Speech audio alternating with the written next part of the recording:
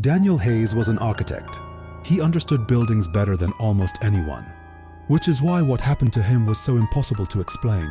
He bought his dream house in the spring of 2023, an old Victorian outside Portland, Oregon. Beautiful bones, high ceilings, original hardwood floors. It had been vacant for nearly 20 years. Every previous owner had sold within a year. Daniel wasn't superstitious. He thought the vacancy was an opportunity. He was wrong about what kind. Chapter 1. The extra hallway. 6 months after moving in, Daniel walked downstairs on a rainy Tuesday morning to make coffee. He stopped in the middle of the kitchen. There was a hallway connecting the kitchen to the dining room. A narrow corridor with old wallpaper and a wooden floor that looked like it had been there for decades. Daniel had lived in this house for 6 months. That hallway had not existed yesterday. He laughed at himself, assumed he was tired. Then he went to his office and unrolled the original blueprints he had studied before purchasing the property. No hallway. He walked back to the kitchen. Still there, he measured it, photographed it, ran his hands along the walls trying to find evidence of recent construction. No dust from cutting, no smell of fresh plaster, no tool marks. The hallway looked as old as the house itself.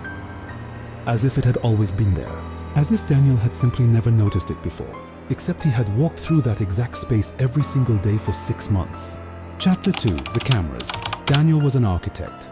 He trusted evidence over instinct. He installed 12 security cameras covering every room and every corridor in the house.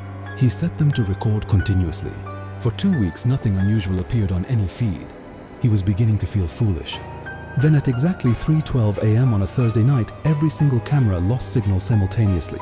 47 seconds of black. When the feeds came back, the hallway was longer. And at the end of it, where there had been a wall the night before, there was a door. Chapter 3. The hidden room. Daniel stood in front of the door for a long time before opening it. Inside was a bedroom, small and perfectly furnished. A bed with old linens, a wardrobe, a bedside table with a lamp. Dust covered every surface the way it accumulates over years, not days. As if this room had been here and closed and untouched for a very long time. On the bedside table was a framed photograph. He picked it up and felt the room tilt around him. The man in the photograph looked exactly like Daniel. Same face, same build, same dark hair, standing in what appeared to be the living room of this house, surrounded by a family Daniel had never met. He turned the photograph over. Someone had written 4 words on the back in careful handwriting.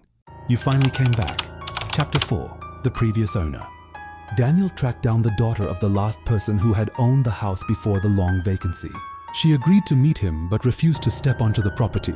She stood on the sidewalk with her arms crossed and her eyes fixed on the house like it was something she needed to keep watching. Daniel described everything he had found. The hallway, the door, the photograph. She listened without surprise.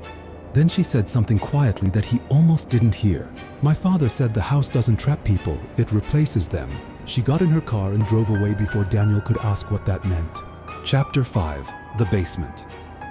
A week later, Daniel heard footsteps beneath the floor. He went to the basement. He had been down there dozens of times. Storage space, old furnace, stone walls. He walked to the far corner behind the furnace and found something that stopped his breathing. A staircase going down. City records showed no sub-basement beneath this property.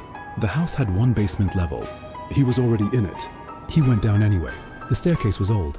The walls were stone and the air was cold and completely still. At the bottom, he found a room he could not have prepared himself for. Dozens of frame photographs covered every wall. Family portraits, different families, different eras, different styles of clothing spanning what looked like over a century.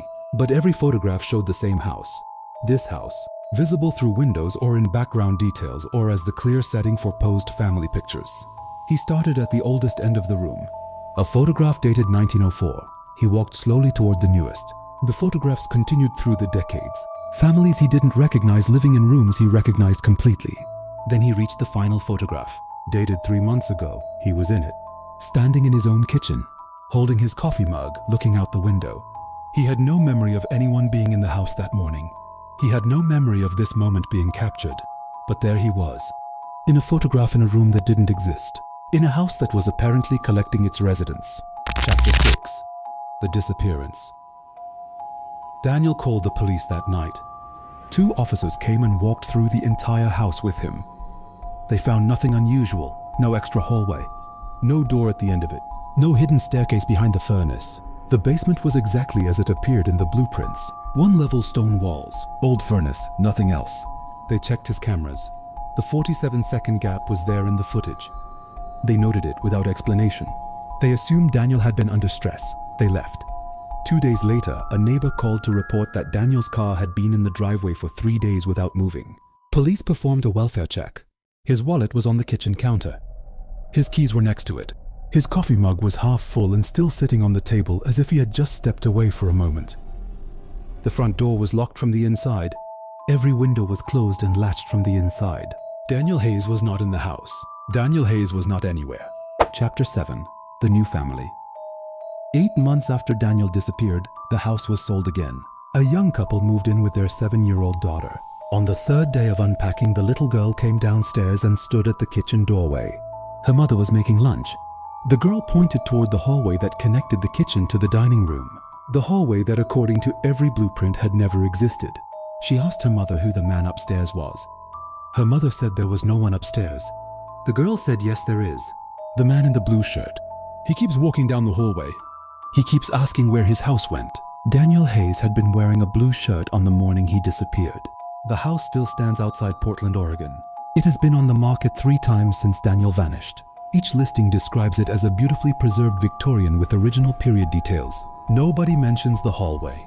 Nobody mentions what the cameras captured at 3:12 a.m. And nobody mentions the room in the basement where the photographs end with a man who didn't know he was being watched. Daniel Hayes remains an open missing persons case. No evidence of foul play. No body, no explanation. Just a house with more rooms than it should have, and 1 fewer resident than it started with. So, here is the question that will follow you tonight. If a house can quietly rewrite itself around the people living inside it, how would you know it was happening to you until it was already done? Drop your theory below. Follow the final clue for more stories that stay with you long after the lights go out.